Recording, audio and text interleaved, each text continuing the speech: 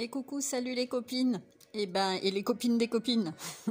Alors pour faire une petite introduction à l'atelier, aux ateliers de mercredi et de jeudi, je voulais d'abord vous montrer moi ce que j'ai pu faire jusqu'à présent en vannerie papier, en sachant qu'il me manque 3 modèles qui sont à la maison de pays de Mallemoisson parce que je vends mes pelotes de laine dedans. Je m'en sers pour stocker et pour présenter. Donc, ce qui manque, j'essaierai de trouver les photos. Je pense que je les ai et je les inclurai à la vidéo. Donc déjà, ce que vous voyez en premier plan, là, c'est un grand panier. Et c'est ce qu'on appelle un panier à fond plein. C'est-à-dire que il n'est pas tressé, le fond. C'est 2 cartons qui sont collés l'un contre l'autre et qui emprisonnent, on va dire, sur le côté. Les tubes de papier. Donc ça, je vais vous montrer comment on fait. C'est pas très compliqué, c'est même plus simple que le fond tressé. C'est simplement que si vous avez envie de commencer par ça, il faudra prévoir aussi du carton. Et si vous avez un pistolet à colle, parce que pour fixer les brins, c'est plus simple d'avoir un pistolet à colle pour le démarrage en tout cas. Donc là, c'est le gros panier à fond plein, mais j'avais fait aussi un petit vase. En fait, dedans, j'avais récupéré un bocal en verre et je l'ai glissé, enfin je l'ai fait à la dimension du bocal et puis bon, j'ai glissé mes encens dedans, mais on peut mettre des fleurs et vous voyez dessous, c'est du carton aussi.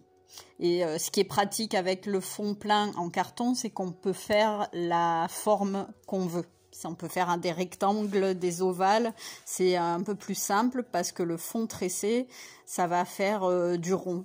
Hein. Donc là, vous voyez, c'est mon petit panier pour mettre les œufs. Ça, c'est un fond tressé. Hop, j'essaye de vous montrer. Voilà. Bien sûr, on peut faire de toutes les dimensions. Là, j'ai fait quelques pots à crayon, les outils pour la poterie, pour un panier à panier. Évidemment, il y a tout qui passe de travers. Voilà, j'ai tout fait tomber. Bon, c'est pas grave, on verra ça après. Donc ça, c'est un des premiers. Voilà, c'était le pic à brochette, le fameux pic à brochette que j'utilise pour rouler mes brins. Et donc là, j'ai quelques brins qui sont déjà prêts pour l'atelier qu'on va faire. Ensuite, voyez, je suis allée jusqu'à faire le gros panier avec un fond pareil, fond tressé. Et après, j'ai acheté de la bombe de peinture et j'ai bombé pour lui donner un aspect extérieur. En fait, je sais pas si on voit bien, mais j'ai mis du blanc cassé et j'avais un peu de doré que j'ai parsemé par-ci par-là pour donner un côté un peu mordoré, sympa, un peu précieux. Voilà. Puis j'ai collé un petit oiseau. Enfin, c'est du polystyrène, mais... Voilà.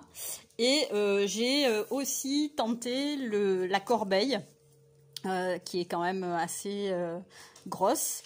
Donc là, j'ai fait des rouleaux un petit peu plus larges parce que c'était du papier publicité qui était épais, que je pouvais pas rouler sur des pics à brochette. Et j'ai essayé sur des aiguilles à tricoter. Il me semble que c'était du 5 ou quelque chose comme ça. Donc ça faisait des brins beaucoup plus épais. C'est monté et ça fait surtout un truc très très solide. C'est super. Enfin, ouais, je peux pas, hein, pas tout casser, mais donc j'ai fait le couvercle. Voilà. Donc c'est assez sympa. Bon, moi ça me sert à jeter mes chutes de tissu quand je fais la couture des masques en ce moment, n'est-ce pas? Voilà. Donc on peut vraiment faire des trucs super. Selon le papier, ça fait des effets très différents. Et le papier journal, c'est possible aussi, mais c'est plus dur à rouler. On a tendance à le déchirer quand on n'a pas vraiment le coup de main. Bon, ça, après, c'est de la pratique. Hein. Donc, la pratique, c'est ce que vous allez commencer à faire. En tout cas, moi, je vous montre un petit peu les prémices. J'espère que j'arriverai à faire des images assez claires. Et vous choisirez évidemment ce que vous voulez, mais si vous mesurez, vous pouvez faire des fonds pleins.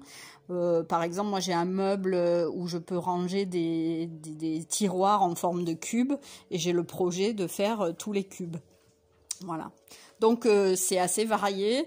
Évidemment, c'est pas le panier qu'on va prendre pour aller faire un pique-nique. Ce sera pas suffisamment solide, surtout si on le met à côté du lac. C'est peut-être pas l'idéal, mais par contre, pour faire des rangements à la maison, c'est top. Et surtout, ça demande rien, quoi, comme matière première, et c'est recyclé. Donc moi, j'aime bien l'idée. Voilà. Donc ça, c'est pour vous montrer les modèles. Maintenant, je vais passer à la phase suivante, c'est-à-dire, je vais vous montrer la préparation du fond. Comme ça, si vous le faites un petit peu avant l'atelier, on pourra très vite enchaîner sur le tressage. Et comme ça, si vous avez des questions, je pourrai répondre plus rapidement aussi aux questions.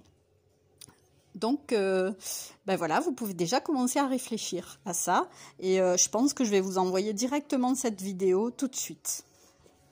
À plus tard. Je vous montre pas ma tête parce que je suis en train de faire ma teinture. J'ai caché mes racines parce que si dans 2 jours je dois montrer ma tête, en ce moment elle est un peu lamentable, hein, confinée oblige. Enfin bref, voilà. Donc je vous dis à plus tard.